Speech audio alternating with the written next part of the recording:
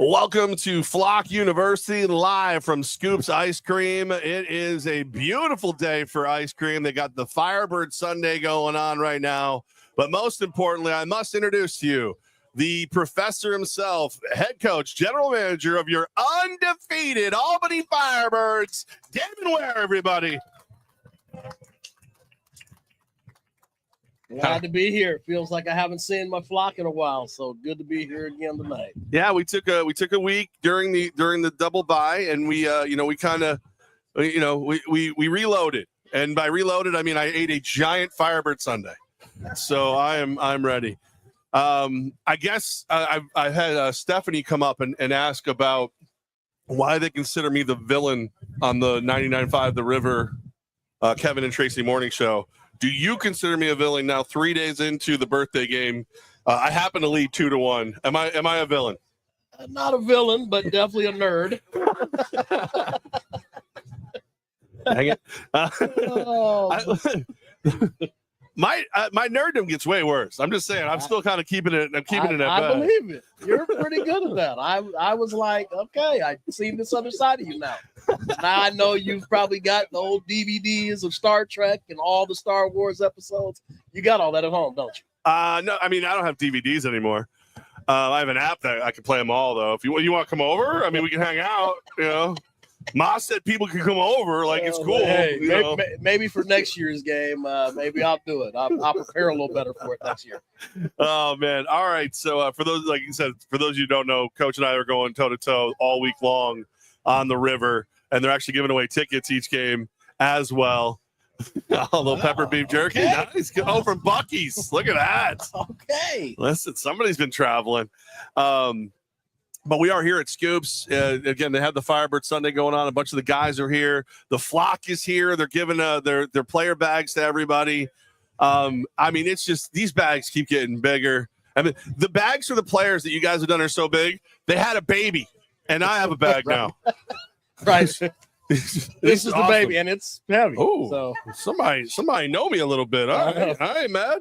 But no, it's one of those amazing moments, and the flock is so important. To the players and to us, and we really appreciate you guys.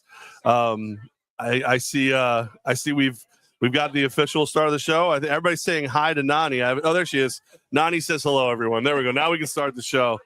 Nani, just so you're aware, we do have a problem.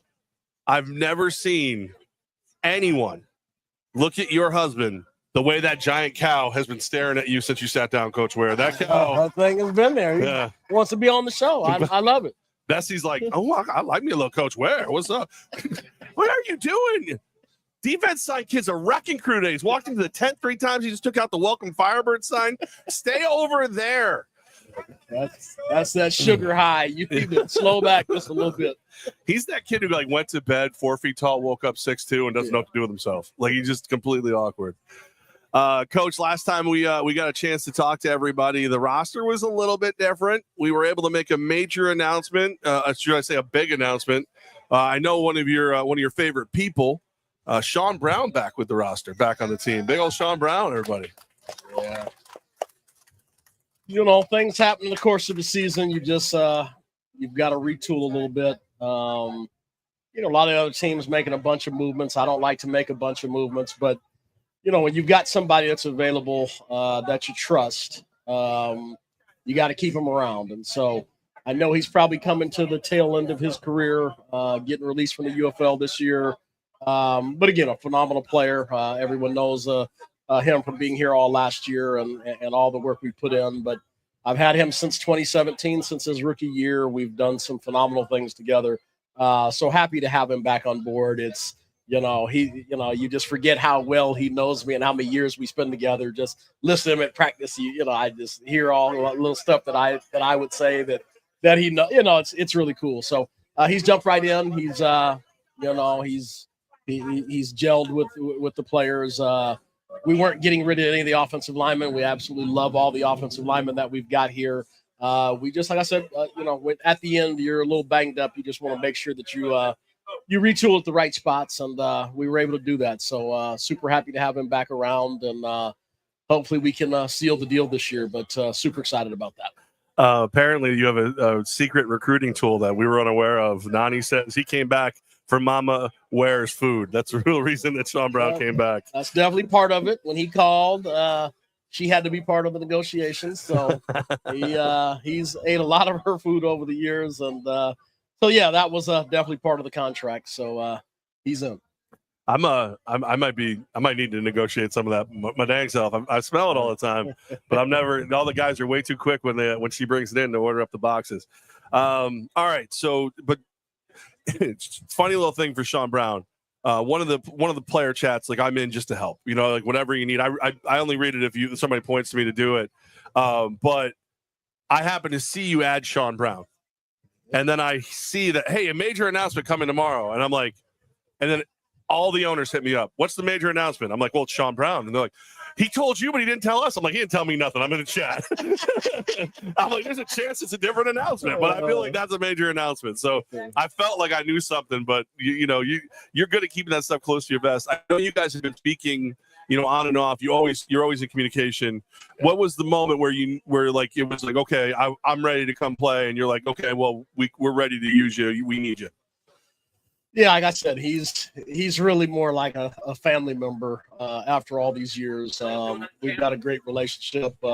We probably talk 3-4 times a week, every week. So it's not it wasn't just foreign. We'd always had the idea, if he did not make it the full season in the UFL, that if the chance came around to come back, that he would definitely do it. And so our young guys have been playing phenomenal. And I don't want to take anything away from our young offensive linemen. They've done a phenomenal job. We're only 9-0. I mean, it's step it up a little bit. Like I said, it's very rare to keep so many young offensive linemen. Our whole room is pretty young, and so it's been a real exciting year. Love seeing how these kids have battled through the adversity and learned and been coachable and all those things. So it was wonderful. You get to the end of the year and you have the bumps and bruises and those kind of things. And so, when you have a guy that's got fresh legs, who's healthy, that knows exactly what I expect, it's just hard to pass those moments up. We were able to move some things around on the roster. And so just kind of worked itself out. But, we had been talking once the bye week came, we kind of had a thought of, let's see where the team is at, by the time you guys go on the double bye. And if it's something that makes sense and there's the need, because like I said, he's such a phenomenal teammate. That was his thing. I don't want to come in and make anybody feel uncomfortable. I don't want to come in and feel like I'm coming in just because we have this long relationship. But that's what nobody understands is our relationship is based on all the hard work that we've done and the trust that I have for him. So it's not like he didn't earn every drop of the relationship that we have. And so it just made sense. We were we kind of lived on borrowed time on a couple things, and we made it through without a hiccup. And but again, just having a security blanket is a huge thing, and it just worked itself out. Like I said, it was a perfect timing, and now he's here, and a lot of people are real happy about that. Block University live at Scoups Ice Cream, and he's not the only person we've added. A couple other moves that you were able to make, during the double bye week. Yeah, so we brought in Kyle Chandler, a defensive back. We've been kind of banged up a little bit on the back end. He had played with Salina at the beginning of the year. I thought he did a tremendous job for them. They upgraded their talent and kind of left him out of it. So it was kind of a perfect time. We wanted somebody that obviously has played the game. We wanted somebody that could come right in and understand what we were trying to get done. He's come in with a wonderful attitude. Super appreciative to be here, and just kind of understands that you walked into a system that's just very different. As other people say, as we're the standard. I think he's having a great time. Is just with the way that we work out and the way we do things. Again, that he's having a great time. So super excited about having him on board with us here the rest of the way. And then Marquise Lawson Greenwood, he had gone to the UFL, was released at the end of camp. He went to the CFL. He was released at the end of the camp. We had him signed at the beginning of the year. He was taken off the exempt list and added back to our roster. And so we're super excited to have him, young, long, rangy pass rusher.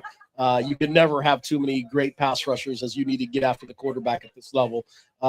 This game is really won in the trenches. So we were super excited to get him back. So that was exciting as well. So we really feel we've got a great, tremendous group of young men. We were already very happy with the football team that we have. You got to make these couple of tweaks. It's always sad to kind of see some people go, especially if they've been here for a while. But these are the things that just have to make. These are the hard decisions that you have to make as a coach. It's it's not always decisions based on people. It's for the whole, and so that's my job year in and year out. It's take the holistic approach, find the right thing, and make sure that we're on the right track to settle our goals. And so super excited about our roster, though. Our roster is really, really good, and super excited for the playoffs. Absolutely. And I see that the connection has changed a little bit from what it was before. So I'm going to try and get this to where it'll be a little bit better for everybody. So Kyle Chandler, Sean Brown, and bringing them in now, like there's still time. Everybody's eligible for the postseason, all those things. Correct.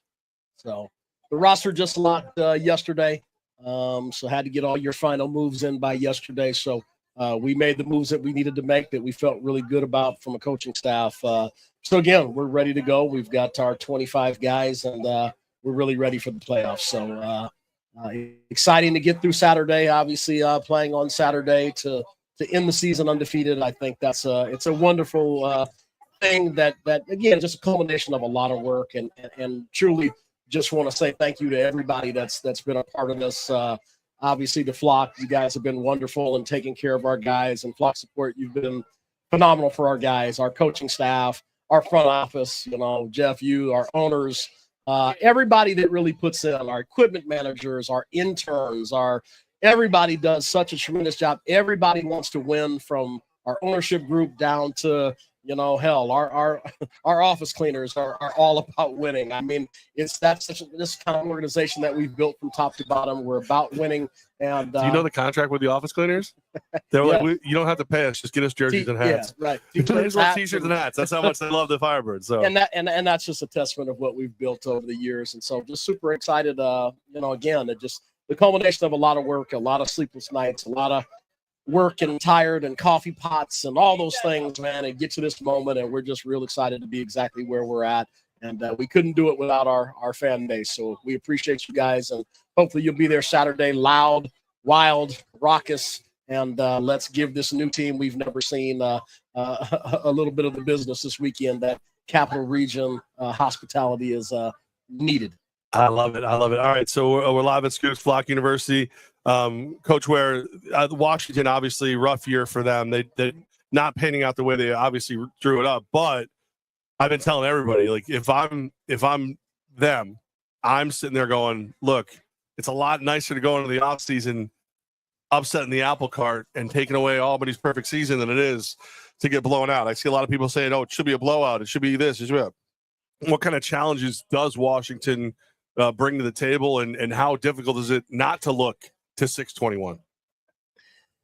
Jeff, you're one of my favorite media guys of all times. And I know you have to ask these questions, and I know you have to, hype this game up. But like I said, it's been a very unique end of the season, having a 2-week bye, something I've never experienced in my coaching career. And then ending one game and then starting the playoffs as the number 1 seed. It's been an interesting approach to the end of the season, but we are as healthy as we've been since training camp. We're focused. We understand what's at stake. We understand that every team comes in here, gives us the absolute hardest they can give us. So yes, as a coach of their team, am I saying we get a chance to do the unthinkable and, rah, rah, rah. Yeah, I agree. That's what you do. But can you do it? Absolutely not. I'm just going to put that out there now. Absolutely not. We're firing on all cylinders, 3 phases of the game. I hate to say that, I predict the game to be a win, but I just think we're playing too good of football right now. We're in playoff mode right now. And I just we're so focused again from just, top to bottom that this is going to be a tough. You have to travel from Washington State across the country from one of the farthest places away and get here. They're going to get here at late at night on Friday night. They've got to get a night's sleep. and get ready to come into an environment that they haven't played in all year.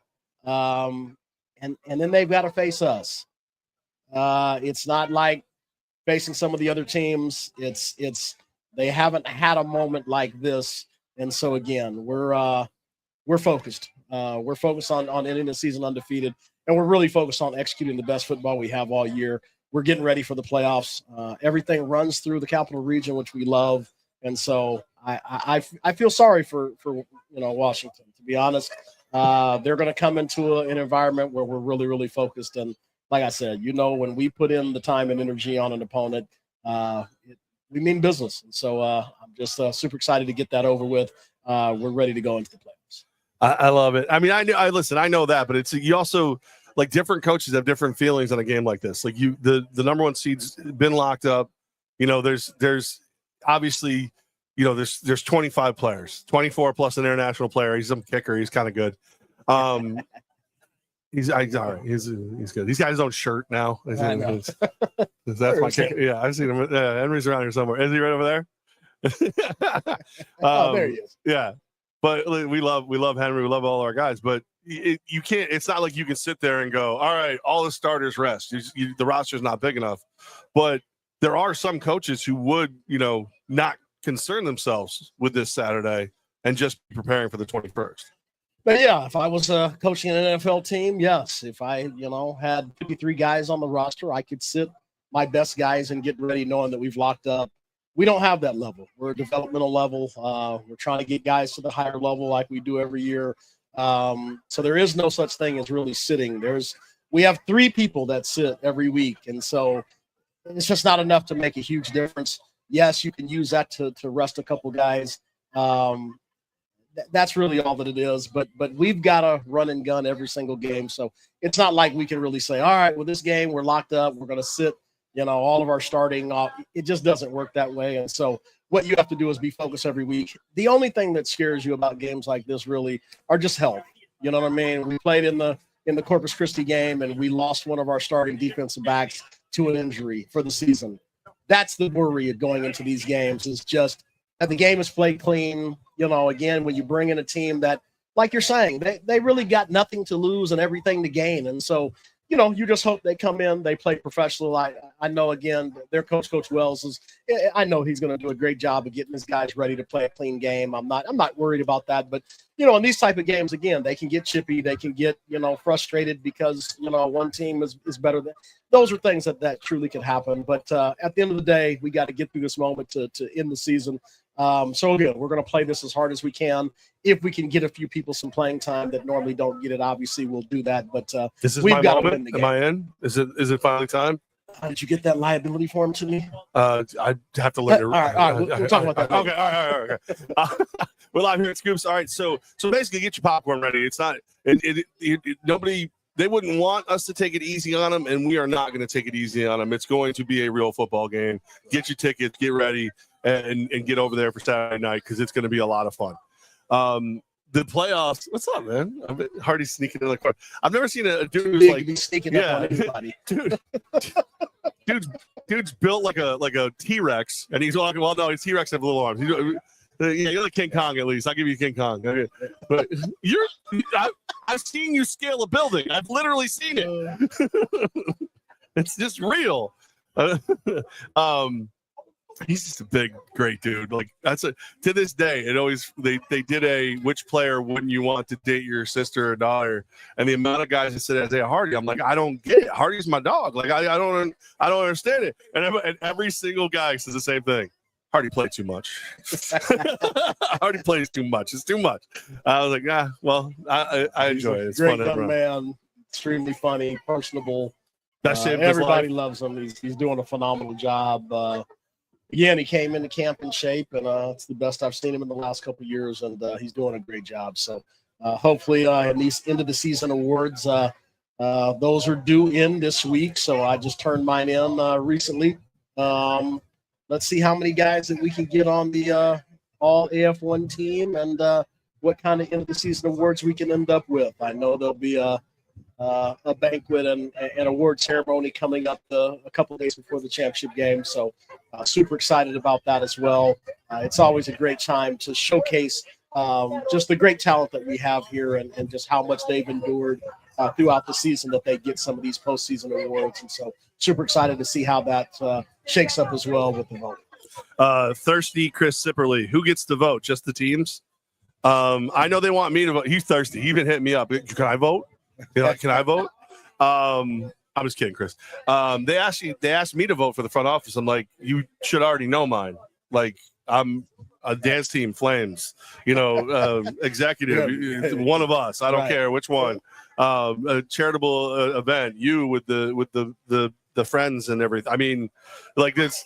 I like the way we do things, and I'm not the kind of person to sit here and go, it's not fair if we take all the awards. If we've earned them, we should take them. That's the way I feel. So, and I feel like, especially when it comes to the players on the field and the coaches on the sideline, we have earned them. The biggest problem I would have is which one of the assistant coaches would get assistant coach, because both of your assistant coaches have. I mean, Brandon Cisse has been doing it a little bit longer, and I remember the first time I talked to him about coaching, he blew my mind. I did not know that his passion for it.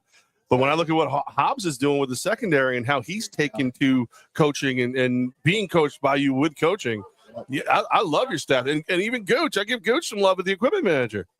Gooch reminds me of a young me. He's going to be good. He's hungry. He wants to do all the little things. He studies. He works hard. He does everything. I told him at one point in the past, I said, I love to watch people after you tell them to do something, because they'll usually give you those nonverbal cues on whether they accept the challenge at all times or they don't. And so everything I've ever told him to do at all the places that we've been at, including HBCC, you tell him to do something, he runs and does it immediately with the vigor of anything else. And so I've told him again, just that attitude alone is going to go a far way.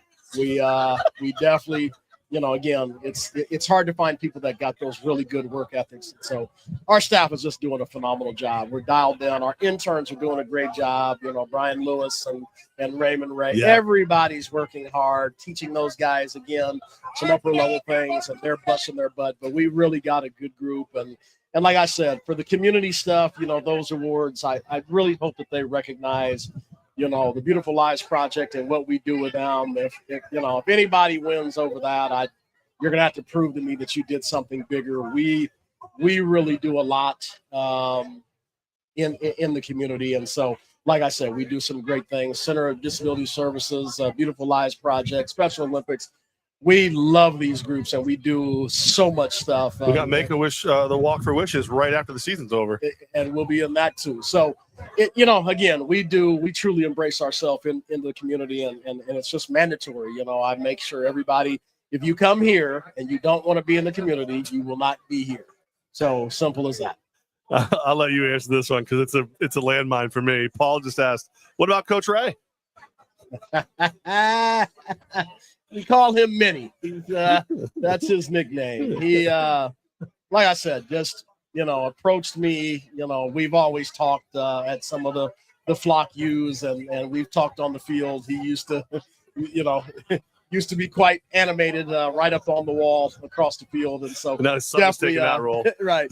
Definitely spoke to him. And that's, we've always had wonderful conversations. And, I would have never known that he was even interested in being a part of a coaching staff. And, so we started talking football, and he was just like, Coach, I will give you everything I got. I'll be at everything I can.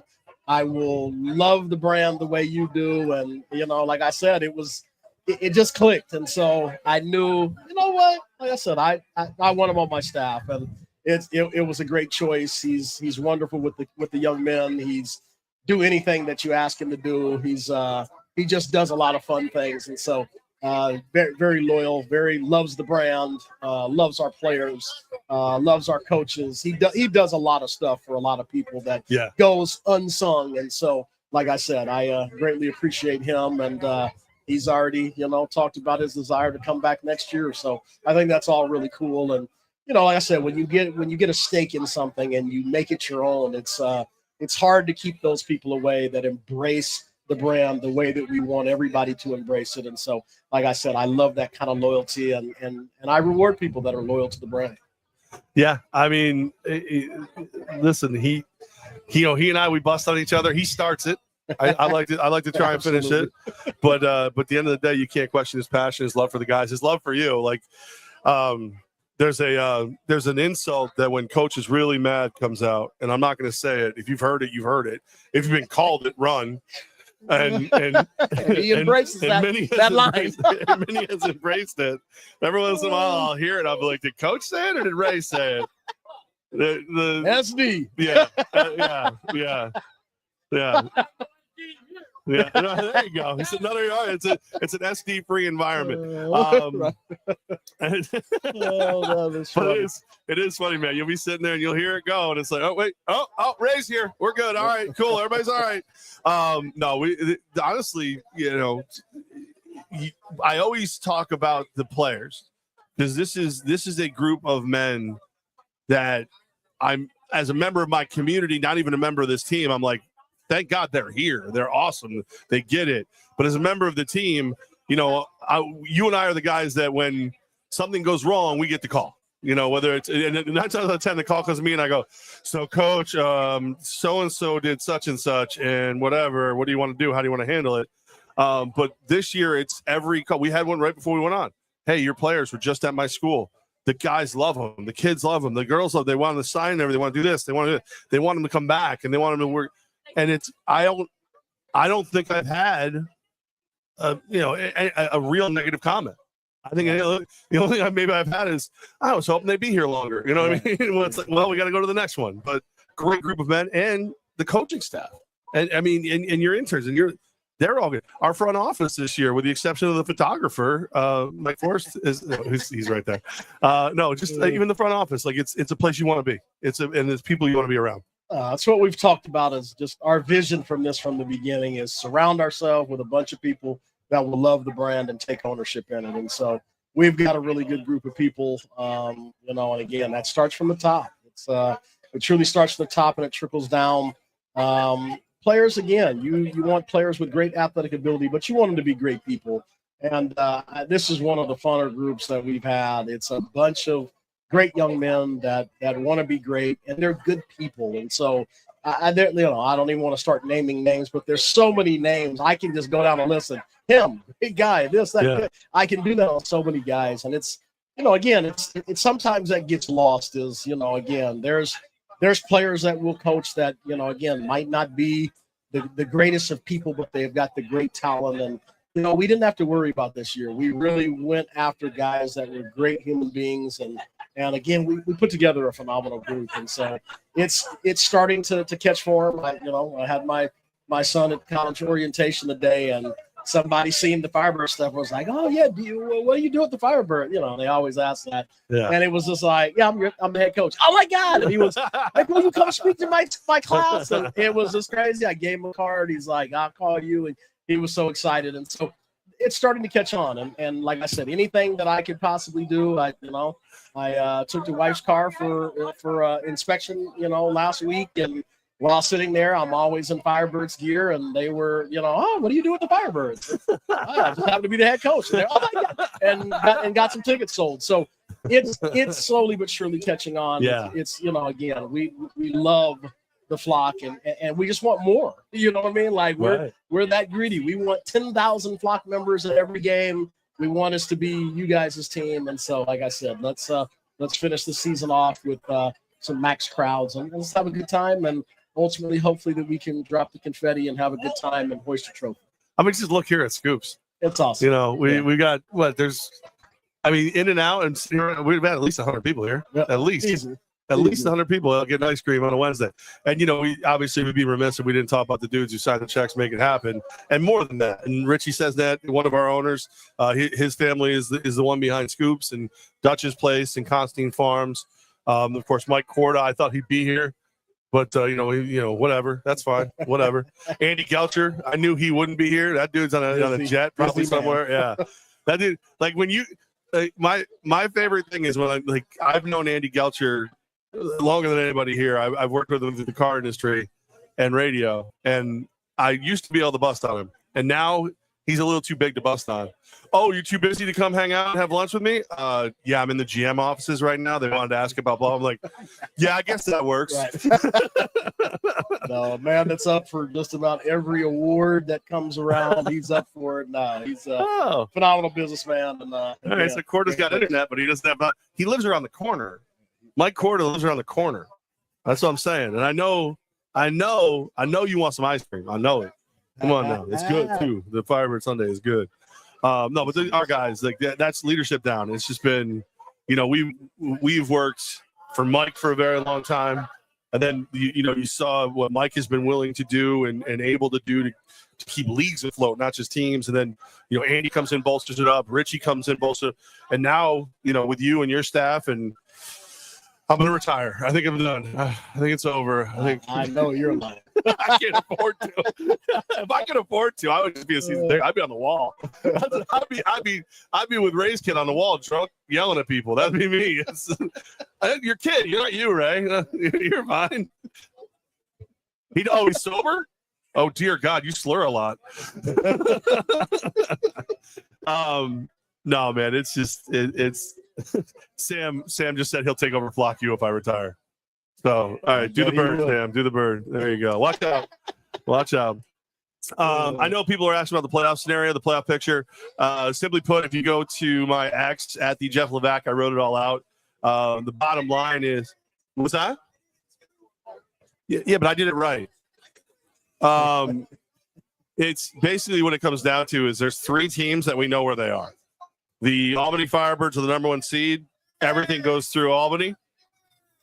The Corpus Christi Tritons and the Washington Wolfpack are eliminated. They will not be involved in the playoffs. But after that, anything can really happen. The 2 seed is between Southwest Kansas and Nashville.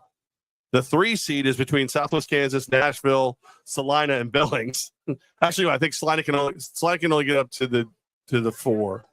But then when Billings and Oregon play each other, that gives them a chance to grab the 4th spot. But Billings could actually go as high as the 3rd spot because they have the head-to-head against Nashville. Salina, I think's in the running too, because if they beat Southwest Kansas, that would give them their 5th loss. That would only be 5 losses for them. I know there was a scenario that I think they could move as high as the 3rd seed. But, yes, you're right. If they win and Nashville loses, they're the 3rd seed. Win in Nashville, win in their 4th seed. Again, the big player is Nashville, because what Nashville's got all the scenarios. Nashville could be the 2 seed. Nashville could be eliminated. Anything Nashville needs to win. They're facing Corpus. Corpus is going to be in the same role, kind of that Washington's in with us, where it's like, hey, we just want to ruin your year, and then ours is made. So there's a lot. Again, if you go on X, it's there for you. You can look it up. It's pretty detailed. There's still a lot of moving parts, but not here. Because Coach Ware and your Albany Firebirds handle business, and they're 9-0, hoping to go 10-0 this Saturday.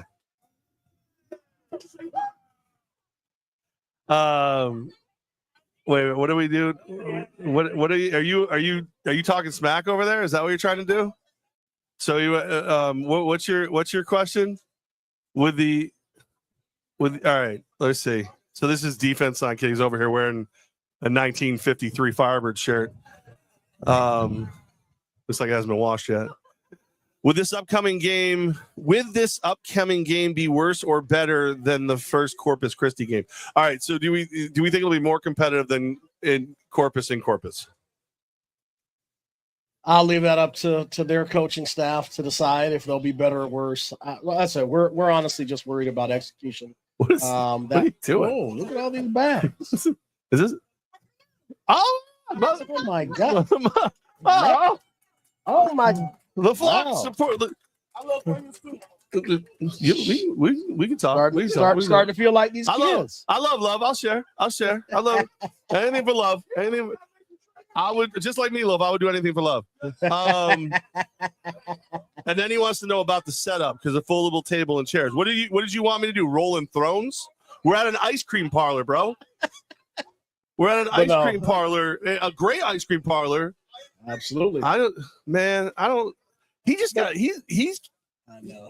I'm sorry. I hope you all cover your ears. Cover your ears. Cover your ears. He a slapdick. On air. Oh, Lord. Right? I'm sorry. Had to be said. You've been rubbing off on everybody. It's you. Had to be said. It's a private thing. It's become public now. I'm sorry. You needed it. You did. Look at you. Defense Great stuff. Kid. But You're no, to finish the question. Enemy of the state. You are. Come back here so everybody can see you. Stand back. Come over here. So to finish the question from Defense Kid, we are worried about executing our best football. That's all. This is all right. Now go away. Okay. He's gonna now go away. You're grounded. You're grounded. All right. We don't care who is the team. Like I said, we have very detailed goals. We want to play our best football at the end of the season. So we want to execute our best football. If that means we score a lot, score whatever, that's not the point. It's us playing our best football, being very efficient with the ball, playing great defense, creating turnovers, those kind of things, being great on special teams. If we can get through the game and do all those things, the score is irrelevant. We want to end up undefeated. We already know that we're the number 1 seed. We have some players that are up for some end of the season awards. And so, when you can't sit guys, it is an important thing. This is something that will live on for a lifetime. So we do have quite a few players that are up for some huge awards here at the end of the season. So we hope that those guys will do a great job, obviously, in this game. And hopefully we can seal up some of those awards and just to showcase across the country the best athletes are here in the capital. I love it. I mean, honestly, it's hard for me to see a scenario where if somebody gets awards over some of our guys, I'll be the one to say I'll be the poor sport if that's what it has to be. It's because somebody had the mindset of, well, we just can't give them all the awards. I mean, you just can't. That's not right. But you can if they're earned. Right. Who's the best kicker in the league? It's Henry now. Who's the best quarterback in the league? It's Sam Casanova. Best wide receiver? Dwayne Brown. You just go on and on. I mean, you go through. Who's the best coach in the league? Damon Ware. I mean, it's pretty easy. Was that? That's debatable. All right, I'll take it. Let's go. I don't know who knew how much I love Funyuns, but thank you. What? I know. I'm a little. Am I dying? You can tell me. Who got my medical chart? Who is it?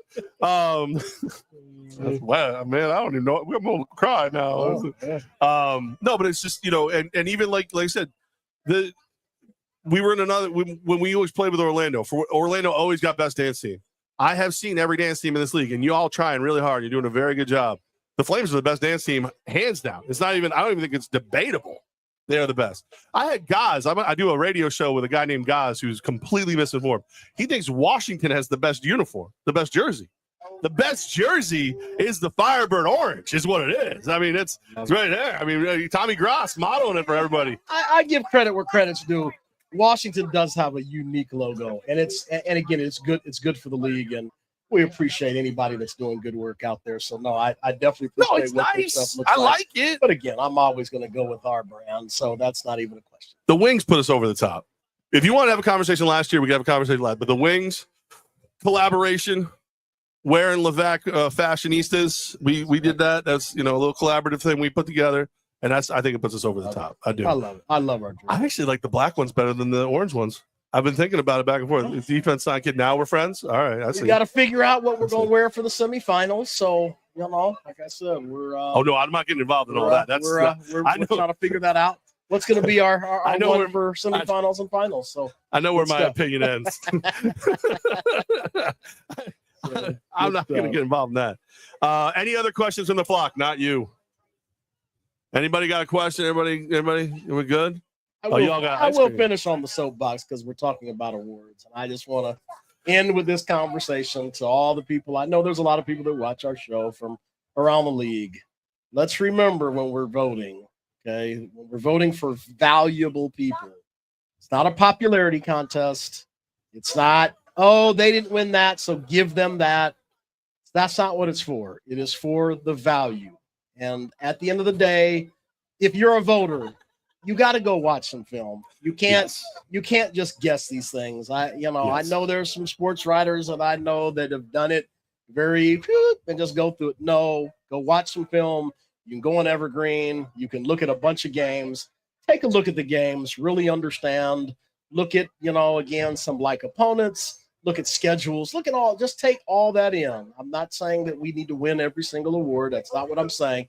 But when the value is there, make sure we're voting for the right people. Let's not do popularity contests. Let's not do all these other things. Let's truly embrace the best people in the league that have value, because it means a lot for them. Some of these kids will move up to higher levels, and these awards will help them seal the deal on some of these things. So let's just make sure we get this right. We've had some very good voting in the past. We've had some very poor voting. So I hope that we have a very good year and everybody puts their time and energy into picking the right people. I just like to add one small caveat to that too. It's most valuable player, not best stats, and consider the fact that not all the stats are perfect. Again, Coach Point, watch a little film, and you're gonna see that. I mean, I would just say that there's one dude who maybe the stats aren't the number one in the league, but his team's undefeated because of his leadership on the field, and he could run if he wanted to, but he's been reading the defenses really well, throwing the ball really well. Some people call him Supernova. He don't like it. He don't like it, but I call him Supernova. Again, he's got my vote. And again, it's another thing where stats sometimes look at light games. If you're playing some of the bottom teams and putting up huge numbers, those numbers aren't as important as playing one of the best teams. And so those are factors. I said it. We had, I think, 4 games where we only had 30 plays in the game.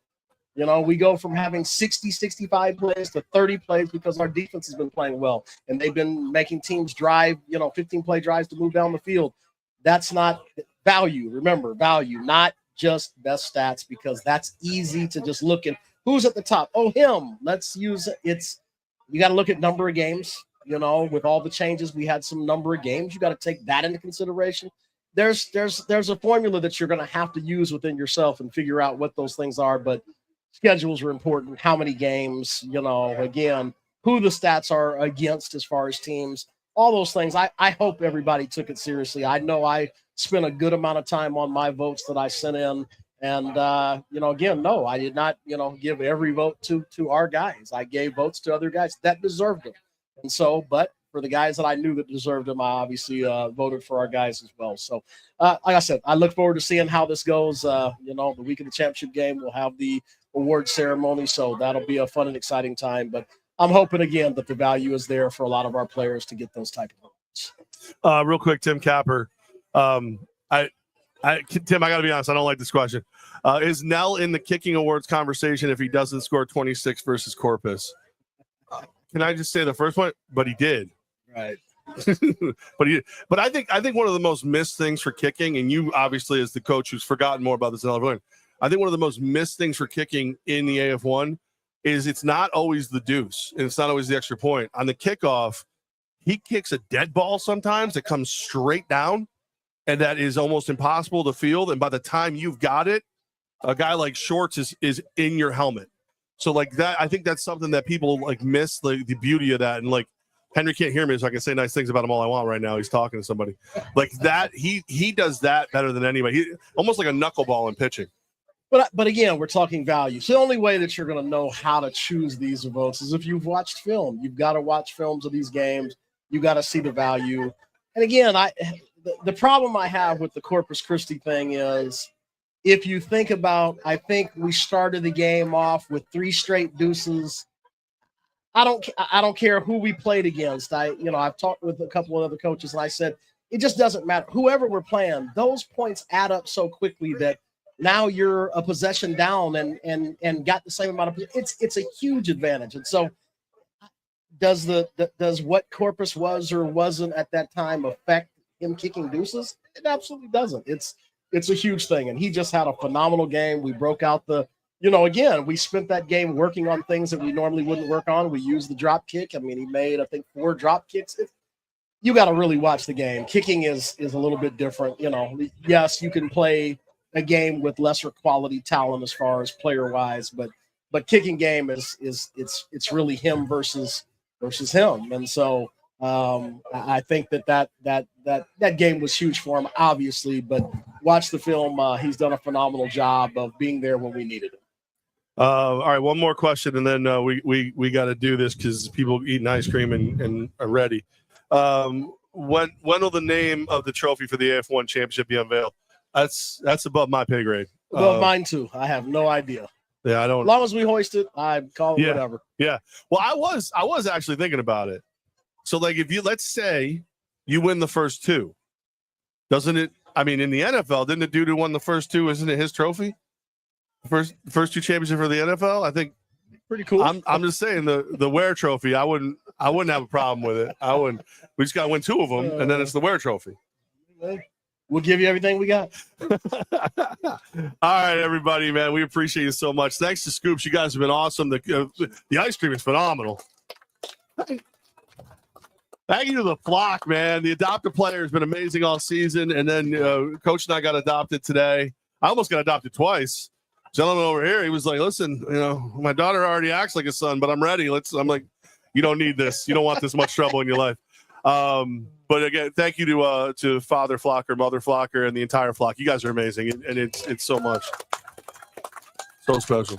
Thanks to the guys for coming out and eating some ice cream with us. Oh, I didn't see it before. Baby Cisse here. Where? I want some ice cream. Where? Shut up, fat man. I'm going to get some ice cream. Where? Coolest baby on the planet right there. That baby just got signed by Texas Tech. Ready to go. My guys was talking about when do you start recruiting? Now. Yeah, right. Quick story. We were on Radio Row for football for the NFL for the Super Bowl, and we're talking to Lee Steinberg. And Coach's first kid was on the way. Gaz's first kid was on the way. I'm like, he's 6 something. The wife is 6 foot tall. She's a volleyball player. He played football. Lee Steinberg's like, I'll be in the delivery room. I think he was. Right. All right. He is the head coach. He's the general manager of your undefeated Albany Firebirds. Damon Ware, everybody.